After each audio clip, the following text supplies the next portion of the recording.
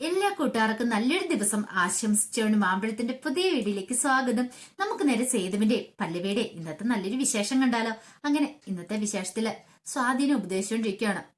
അച്ചു അച്ചു പറഞ്ഞു, നീ വെള്ളിയാടിന്റെ കൂട്ടുകാരല്ലേ ശ്രീഹരി, അപ്പൊ ശ്രീഹരിയോട് എന്തിനാ അങ്ങനെയൊക്കെ പറയാൻ പോകുന്നത്? ഫുഡ് കഴിച്ചുകൊണ്ടിരിക്കുന്ന സമയത്ത് അയാളെ അവിടെ നിന്ന് എഴുന്നേപ്പിച്ചുകൊണ്ട് വല്ല കാര്യം ഉണ്ടായിരുന്നോ? അത് നമ്മൾ വെള്ളിയേട്ടനെ അപമാനിക്കുന്നതിന് തുല്യമല്ലേന്ന് ചോദിക്കുക. ഒരു വെള്ളിയേട്ടൻ, അതെ വല്യേട്ടന് സ്നേഹമാണെങ്കിലേ അതെ ചേച്ചി പോയി വല്യേട്ടനോടൊപ്പം ഇരുന്ന് കഴിച്ചു, പക്ഷെ എന്നെ അതിനൊന്നും കിട്ടത്തില്ല. എനിക്ക് വല്യേട്ടൻ എന്ന് പറയുന്നവനെ ഇഷ്ടമില്ല, അയാളുടെ കൂട്ടുകാരനെ ഇഷ്ടമില്ലെന്ന് പറയണം. ആ സമയത്താണ് ഋതു അങ്ങോട്ട് വരുന്നത്. ഋതു വന്നിട്ട് എന്തോ ഒരു പ്രശ്നം എന്ന് ചോദിക്കുകയാണ്. അതെ എന്റെ പൊന്ന് ഋതു ചേച്ചി, എന്ത് പറയാനെന്ന് പറ.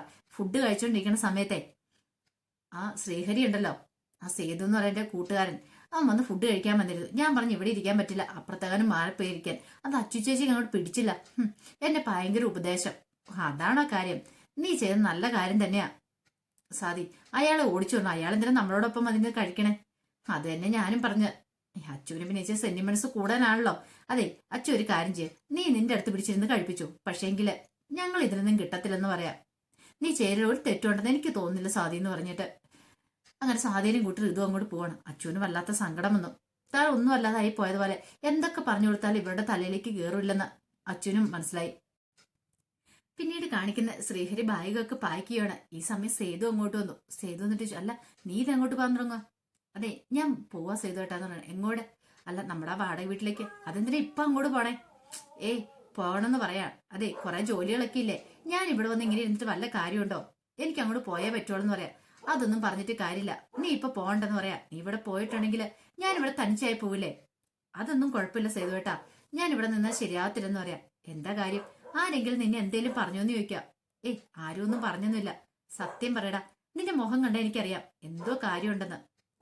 സത്യമായിട്ട് ഒന്നുമില്ല സേതുവേട്ടാന്ന് പറയണ. അന്ന് എന്റെ തലയെ തൊട്ട് സത്യം ചെയ്യാൻ ഒരു കാര്യമില്ലാതെ നീ പോണേന്ന്. പെട്ടെന്ന് ശ്രീഹരിക്ക് എന്ത് ചെയ്യണമെന്ന് അറിയില്ല. ശ്രീഹരി ഒന്നും മിണ്ടിയില്ല. ഇപ്പൊ എനിക്ക് മനസ്സിലായി എന്തോ ഒരു കാര്യമുണ്ട്. എന്നോട് ഇതിനായിട്ട് ഒന്നും നീ മറച്ചു വെച്ചിട്ടില്ല. ഇനി നീ കള്ളത്തരം കാണിക്കാനും പുറപ്പാട് എന്താന്ന് വെച്ചാൽ എന്നോട് തുറന്നു പറ. അല്ല അത് പിന്നെ സേതുവേട്ടാ ഒരു കാര്യമുണ്ട്. എന്താ? ഫുഡ് കഴിച്ചോണ്ടിരിക്കണ സമയത്തെ സ്വാതി എന്നോട് പറഞ്ഞു അപ്പുറത്തെ എവിടെയും മാറിപ്പോയിരുന്നു കഴിക്കാൻ. വെറുതെ ഞാൻ എന്തിനാ ഒരു പ്രശ്നം ഉണ്ടാക്കാനായിട്ട് ഇവിടെ നിൽക്കുന്നേ, അതുകൊണ്ടാന്ന് പറയാം. ഇത് കേട്ടോ സേതുവിന് അങ്ങോട്ട് സഹിച്ചില്ല. ഓഹോ അവളാക്കി അത്രയ്ക്കായോ? അവളെ ഞാൻ കാണിച്ചു കൊടുക്കുന്നുണ്ട്. അല്ല അച്ചു എന്തേലും പറഞ്ഞോടാ? അച്ചു പാവാ സേതുവേട്ടാ, അച്ചു ഒന്നും പറഞ്ഞില്ല. പക്ഷെ ആ ഋതു സാധി ഉണ്ടല്ലോ, അവർ രണ്ടുപേരും വിളഞ്ഞ വിത്തുകളാന്ന് പറയാ. ഇത് കേട്ടതും സേതു ഞാൻ കാണിച്ചു കൊടുക്കുന്നുണ്ട് അങ്ങോട്ട് പോവാണ്. പെട്ടെന്ന് സേതുവിന്റെ കയ്യെ പോയി പിടിച്ചിട്ട് ശ്രീകണ്ഠന് വേണ്ട സേതുവേട്ടാ ഒന്നും പറയാൻ പോണ്ട, ഞാൻ കാരണം ഒരു പ്രശ്നം ഉണ്ടാണ്ടെന്ന് പറയാ. നീ അങ്ങോട്ട് വിട്ടേ, ഞാൻ കാണിച്ചു കൊടുക്കുന്ന പറഞ്ഞിട്ട് വാതക്കിലേക്ക് ഇന്നതും പെട്ടെന്ന് കയ്യെ പിടിച്ചങ്ങോട്ട് വലിച്ചു. ഇതേ സേതുവേട്ടാ ഇങ്ങനെയാണ് ഞാൻ ഇപ്പൊ തന്നെ ഇവിടുന്ന് പോകട്ടോ എന്ന് പറയാണ്.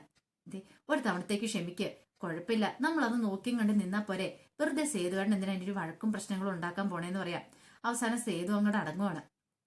പിന്നീട് കാണിക്കുന്ന പത്മജയും പ്രതാപനും പൊന്നുമടത്തിലേക്ക് വരുവാണ്. അങ്ങനെ വന്ന് പൂർണ്ണിമയും ഋതുവൊക്കെയായിട്ട് സംസാരിച്ചുകൊണ്ടിരിക്കുകയാണ്. ഈ സമയത്ത് പത്മജ പറഞ്ഞു, എന്താണെങ്കിലും കാര്യം പറഞ്ഞാൽ മാധവേട്ടന്റെ മോനൊക്കെ തന്നെയാ ആ സേതു എന്ന് പറയുന്നത്. പക്ഷെ മാധവേട്ടന്റെ ഒരു ഗുണഗണങ്ങളും അവന് കിട്ടിയിട്ടില്ല.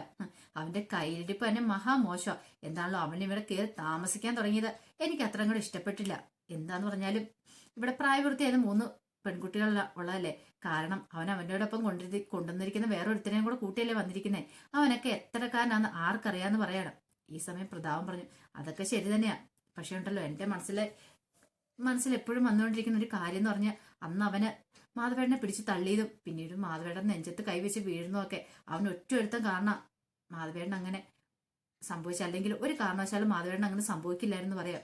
പെട്ടെന്ന് ഋതു പറഞ്ഞു, അതായിരിക്കും അയാളുടെ ഏറ്റവും കൂടുതൽ ദേഷ്യം. എന്റെ അച്ഛനെ ഇല്ലാതാക്കിയവനെ എന്നിട്ടാണ് അയാൾ കൂളായിട്ട് ഇവിടെ കയറി താമസിച്ചുകൊണ്ടിരിക്കുന്നത്. പറഞ്ഞിട്ട് കാര്യമില്ലെന്ന് പറയാണ്. ഈ സമയത്ത് പൂർണ്ണിമ പറഞ്ഞു, ഇപ്പൊ നിങ്ങൾ എന്തൊക്കെ പറഞ്ഞാലും ശരി, അവൻ ഇവിടുന്ന് പറഞ്ഞു വിടാൻ പറ്റില്ല. അത് മാധവേട്ടന്റെ ആഗ്രഹം അവനിവിടെ ഉണ്ടാകണം എന്നുള്ളത്.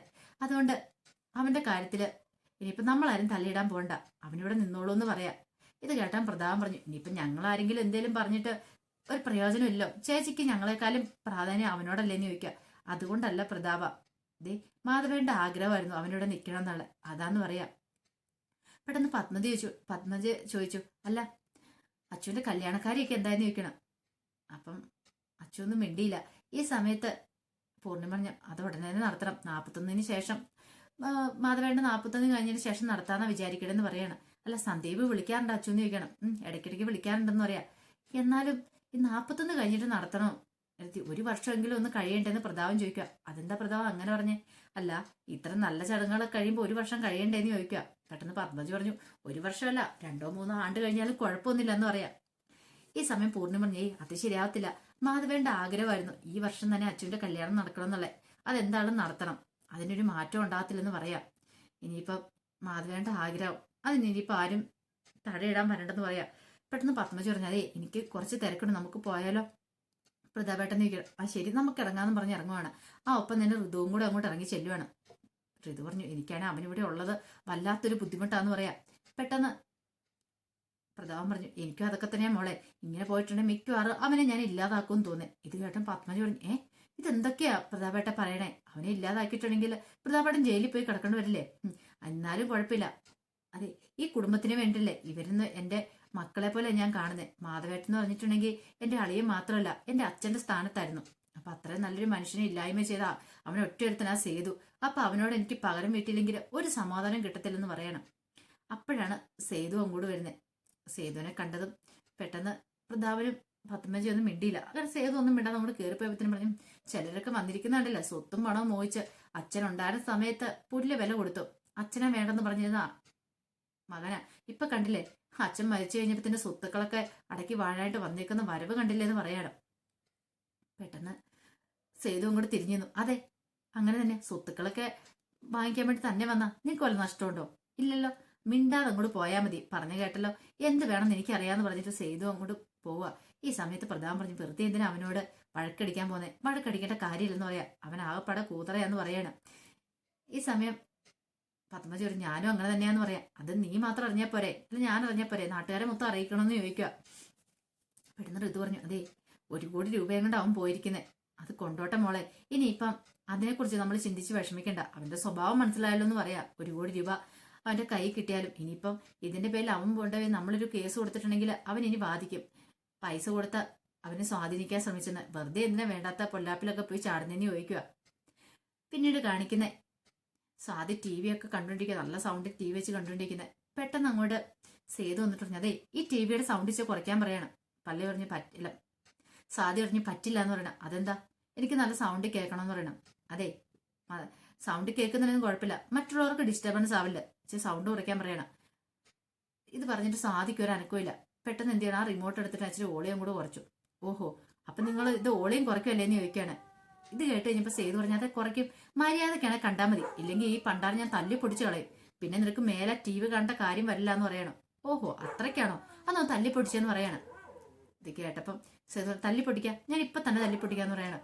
പെട്ടെന്ന് സ്വാതി പറഞ്ഞു, അതെ ഈ നാളെ ക്ലാസ് ഇല്ല, അതുകൊണ്ടാ ഇന്ന് ഒരു ദിവസം ഇരുന്ന് കണ്ടോട്ടെ എന്ന് പറയണം. ഓ, നാളെ ക്ലാസ് ഇല്ലല്ലേ, എന്നാ ശരി കണ്ടോളാന്നും പറഞ്ഞിട്ട് എന്ത് ചെയ്യണം, റിമോട്ടം കൊടുത്തിട്ട് പറഞ്ഞു സൗണ്ട് വെച്ചേക്കരുതെന്ന് പറഞ്ഞിട്ട് സേതു അങ്ങോട്ട് പോവാണ്. സേതുവിന് മനസ്സിലേക്ക് മറ്റൊരു കാര്യം വന്നേ. നാളെ ക്ലാസ് ഇല്ലെങ്കിൽ പല്ലവിക്ക് അവധിയായിരിക്കും. പല്ലവി നാളെ വീട്ടിൽ കാണും. അങ്ങനെ മുറിയിലേക്ക് ചെല്ലുക. പല്ലവിനെ ഒന്ന് വിളിച്ചാലോ? ഫോൺ എടുത്ത് ഞാൻ പല്ലവിയുടെ ഒരു ഫോട്ടോ കണ്ടു. അതിലേക്ക് തന്നെ കുറെ സമയം നോക്കിയിരുന്നു. സേതുവിന് വല്ലാത്തൊരു ഇഷ്ടമൊക്കെ പല്ലവിയോട് തോന്നുക. ഇനി എപ്പോഴാ നിന്നെ ഒന്ന് കാണാൻ പറ്റുന്നേ? എനിക്ക് നിന്നെ ഇപ്പൊ കാണാൻ തോന്നുവാണ്. ഈ സമയം ശ്രീഹരി അങ്ങോട്ട് വന്നു. ആഹാ, ഇപ്പൊ കാണണം, എന്നാ ഇപ്പൊ തന്നെ നമുക്കൊണ്ട് പോയേക്കാന്ന് പറയാ. നീ ഒന്ന് പോടാ അവിടുന്ന്. എന്താ, സേതുവേട്ടൻ ഭയങ്കര റൊമാൻറ്റിക് ആണല്ലോ എന്ന് പറയാ. അങ്ങനൊന്നും ഇല്ലടാ, ശരിക്കും പറ സേതുവേട്ടന് പല്ലവി ചേച്ചിന് ഇഷ്ടമല്ലേന്ന് ചോദിക്കാം.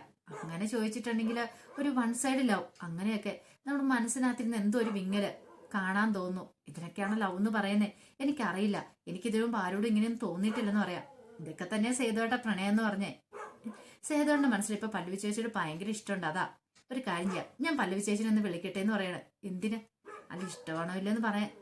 പിന്നെ പിന്നെ വേണ്ട വേണ്ട. പക്ഷെ ശ്രീഹരി ഇത് കേട്ടില്ല. ശ്രീഹരി എന്ത് പെട്ടെന്ന് എന്നെ പല്ലവിനെ വിളിക്കുകയാണ്. പല്ലവി ചേച്ചി, എന്താ ശ്രീഹരി? ഞാൻ ചുമ്മാ വിളിച്ചാ. പല്ലവി ചേച്ചി എന്ത് ചെയ്യിക്കുന്നു? ഞാൻ വെറുതെ ഇരിക്കുക. നിങ്ങൾ ഇതിലായിട്ട് ഉറങ്ങിയില്ലേ? ഇല്ല, ഉറങ്ങിയില്ല. സേതുവേട്ടനും ഉറങ്ങിയിട്ടില്ലെന്ന് പറയാ. പെട്ടെന്ന് സേതുവിന് വല്ലാത്തൊരു വെപ്രാളം. എന്ത് ചെയ്യണമെന്ന് അറിയത്തില്ല. അല്ല, നാളെ എന്താ പരിപാടി? നാളെ പ്രത്യേകിച്ച് പരിപാടിയൊന്നുമില്ല. സേതുവായിട്ട് ചോദിക്കുന്നു, ട്രീറ്റ് തരുന്നില്ലെന്ന് ജോലി കിട്ടിയേന്. എടാ ഞാനെപ്പോഴാണ് ചോദിച്ചേ? മിണ്ടല്ലെന്ന് കൈകൊണ്ട് കാണിക്കുക. ട്രീറ്റ് അതിനെന്താ? നാളെ ഏതെങ്കിലും ഹോട്ടലിൽ പോയി നല്ല ബിരിയാണി മേടിച്ചു തരാന്ന് പറയണേ. ആണോ? അത് വേണ്ട, സേതുവേട്ടന് കടയിൽ നിന്ന് കഴിക്കാൻ താല്പര്യമില്ല. വീട്ടിൽ നല്ല മട്ടൻ ബിരിയാണി ഉണ്ടാക്കിയാൽ മതി. നാളെ ഞങ്ങളുടെ കൊട്ടാരത്തിലേക്ക് പോരെ, ഞങ്ങൾ അങ്ങോട്ട് വന്നേക്കാം. അവിടെ ഒന്ന് മട്ടൻ ബിരിയാണി ഉണ്ടാക്കി തന്നാൽ മതി എന്ന് പറയാം. ശരി, സമ്മതിച്ചിരിക്കുന്നു പറയാ. ഫോൺ വെച്ച് കഴിഞ്ഞപ്പം സേതുവിനോട് ശ്രീഹരി ഒരു നാളെ അറിയാം പല്ലവി ചേച്ചിക്ക് സേതുവിനോട് ഇഷ്ടമുണ്ടോ എന്നുള്ള കാര്യം എന്ന് പറയണേ. പിന്നീട് കാണിക്കുന്ന പിറ്റേ ദിവസം വീട്ടിൽ വന്ന് സേതു ഒക്കെ താമസിക്കുന്ന വാടക വീട്ടിൽ വന്ന് പല്ലവി ഫുഡ് ഉണ്ടാക്കുവാണ്. ഈ സമയം മിത്രന് സബോളയൊക്കെ അരിഞ്ഞു കൊടുത്തോണ്ടിരിക്കുന്നത്. കൂടെ ഉണ്ണിക്കുട്ടനും ഉണ്ട്. അവർ സംസാരിച്ചുകൊണ്ടിരിക്കുന്ന സമയത്ത് മിത്രം പറഞ്ഞു, അതെ ഇച്ചിരി നേരത്തെ പറയുമായിരുന്നു നമുക്കൊരു കുഴിമന്തി തന്നെ ഉണ്ടാക്കാരെന്ന് പറയണം. ഇത് കേട്ടത് പല്ലവി ചോദിച്ചു, അല്ല മിത്രേട്ടന് കുഴിമന്തി ഉണ്ടാക്കാൻ അറിയാവോ? പിന്നല്ലാതെ, എന്നോട് ചോദിച്ചിട്ടില്ല ഇവിടുത്തെ ഹോട്ടലുകാരൊക്കെ കുഴിമന്തി ഉണ്ടാക്കണേന്ന് ചോദിക്കുക. ഇത് കേട്ടത് ഉണ്ണിക്കട്ടൻ പറഞ്ഞു, നേരമണം പന്തലിന് ഒരു കുഴി എടുക്കാൻ അറിയത്തില്ല, പിന്നെയാണ് കുഴിമന്തി ഉണ്ടാക്കുന്നത്. ചേച്ചിയല്ലേ ഇതൊക്കെ വിശ്വസിക്കണമെന്ന് ചോദിക്കുകയാണ്. ആ സമയത്ത് പല്ലവിയുടെ ഫോൺ ബെല്ലടിക്കുന്നത്. പല്ലവി പെട്ടെന്ന് ഞെട്ടിത്തിരിഞ്ഞ് നോക്കുകയാണ്. അപ്പൊ അതിന്റെ വിശേഷങ്ങളൊക്കെ ഇന്ന് കണ്ടത്. ഇതിന്റെ ബാക്കി വിശേഷങ്ങളുമായിട്ട് വൈകുന്നേരത്തെ പ്രമോയി വരാട്ടോ. ഒരിക്കൽ കൂടി എല്ലാവർക്കും നല്ലൊരു ദിവസം ആശംസിച്ചു നിർത്തുന്നു. നന്ദി.